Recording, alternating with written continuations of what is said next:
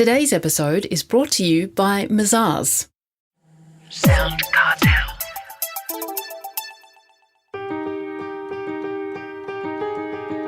From SoundCartel, I'm Nicole Goodman, and this is Business Essentials Daily.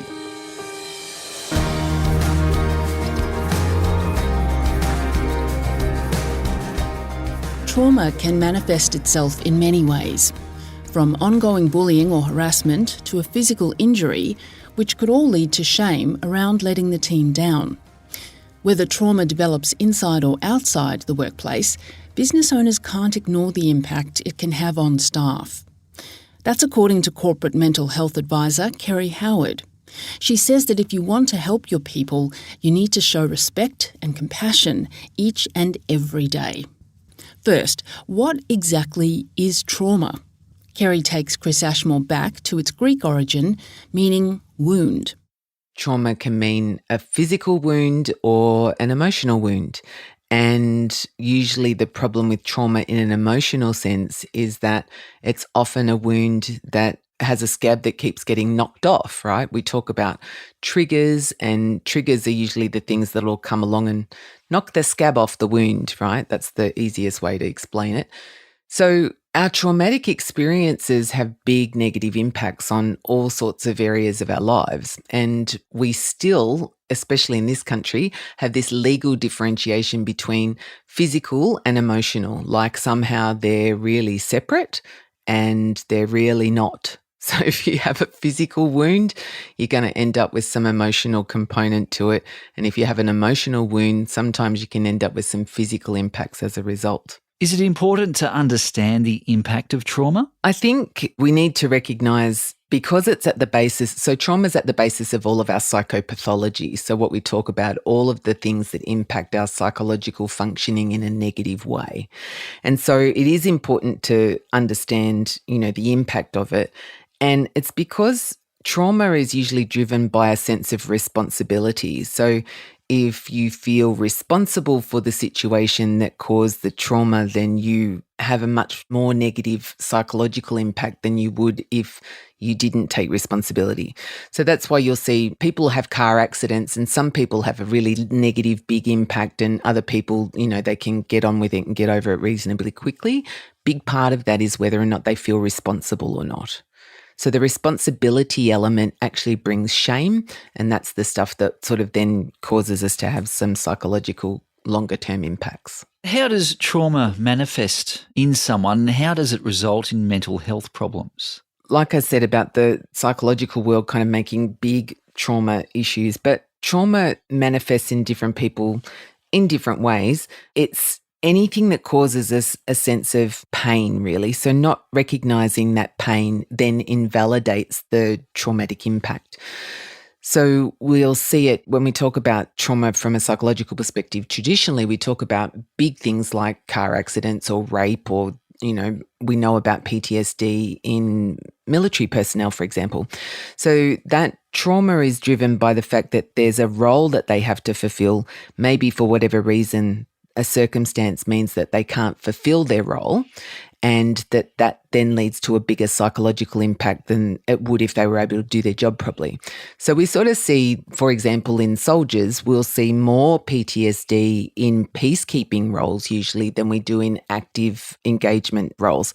And it's because they often have to stand back and watch atrocities occur and they're not able to do anything about it. So there's a sense of feeling like I'm not able to do my job, or I tried to do my job and I couldn't do it properly because of some other circumstance. So it's usually those things where we feel like we haven't done enough, or there's a sense of observing something, knowing on one hand you're not allowed to interact, but really wanting to because you were actually trained to protect in some ways, if that makes sense. And so what are the potential impacts of that trauma then? They vary basically depending on that sense of responsibility. So like I said, if we feel responsible, the shame is greater, we have a much bigger negative impact. And we often see if somebody has a workplace injury, just say construction worker hurts their back at work, often they'll end up with a secondary psychological injury because they're not able to be at work. When they go back to work, they often go back part-time. Their co-workers are whinging about the fact that they're not there all the time and they had to do their extra work and they had to, carry them along the way. And if they say something like, oh, well, I can't carry that because of my back, they're like, oh, you're just always whinging about your back, never back. You know what I mean? So there's always going to be this secondary psychological element to it. One of the problems that we see on the psychological side is sometimes those injuries go undetected and unaware and sort of fly under the radar. And as a result, they can often be really bad before they're raised to the level of awareness to the leadership. And one of the things I talk about in the new book is when a staff member comes to you to tell you that they've got a concern, say you're the boss, right? They're coming to you to tell you there's a problem with their supervisor. By the time they actually have to muster up all of the energy to come and confront that issue with you, they're already at their 90% breaking point. So it's the awareness that it has a significant impact and the fact that we can't just ignore those things because they're problems bubbling away under the surface. There's always a next step for your business. There's always help at every stage. As you grow your business, we're here to support you every step of the way. Move forward with Mazars. Visit mazars.com.au. That's mazars.com.au.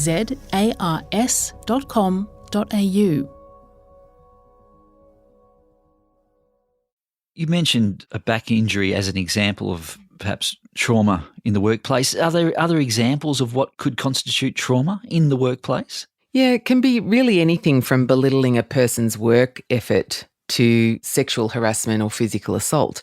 I spoke earlier about observing things that are outside of our control. Sometimes it's also observing something that seems to be morally wrong. So an ambulance officer turns up if there's been a terrorist attack or something like that, and a child's passed away or something.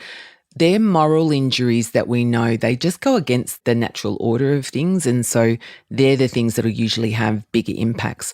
And so that's why I say in frontline working environments, we can actually traffic light the exposure of certain situations and be able to preemptively work out which ones are going to cause traumatic injuries and which ones are less likely to, and put in some of those preventive measures to make sure that we're not creating a psychological injury from that impact.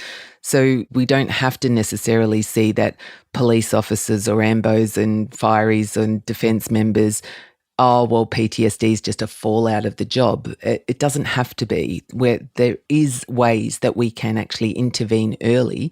And if we intervene in ideally the first 6 hours post-exposure, we can actually stop PTSD from developing altogether.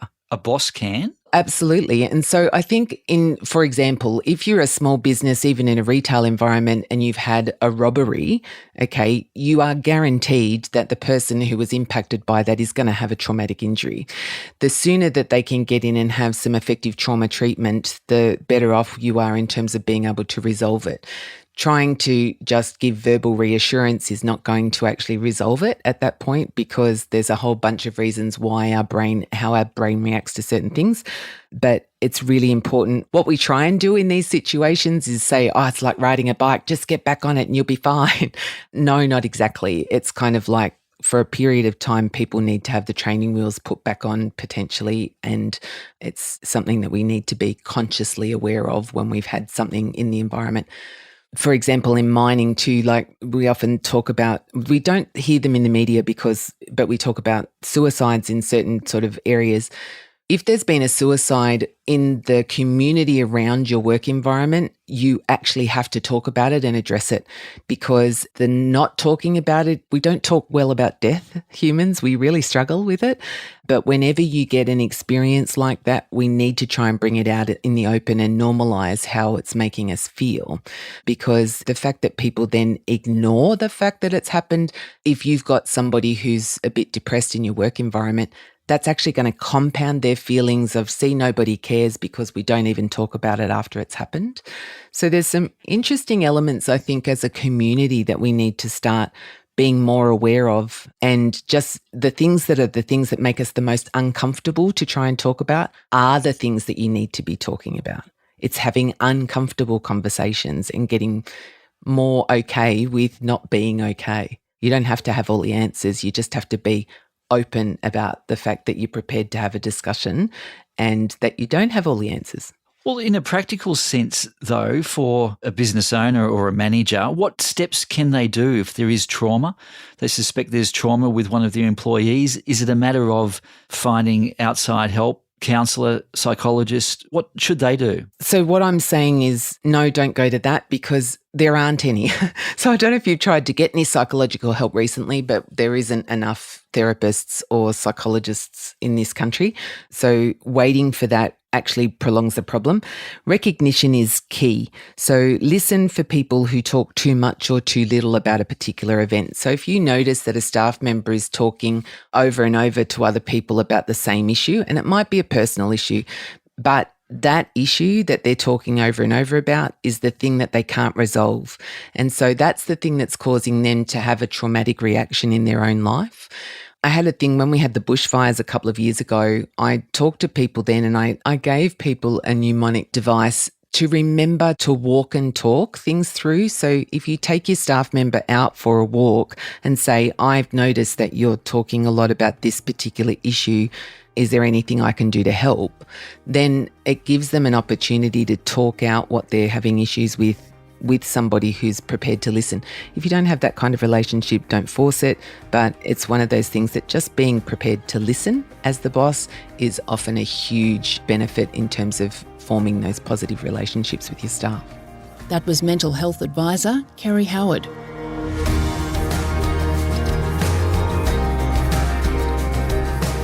Business Essentials Daily is a SoundCartel podcast. Producers are Nick Schildberger, Chris Ashmore, Jeff Waters and myself. Technical production by Pete Letts. I'm Nicole Goodman. Thanks for listening. We'll bring you more Be Daily next week. SoundCartel. This episode was brought to you by Mazars. To find out more, visit mazars.com.au. That's mazars.com.au.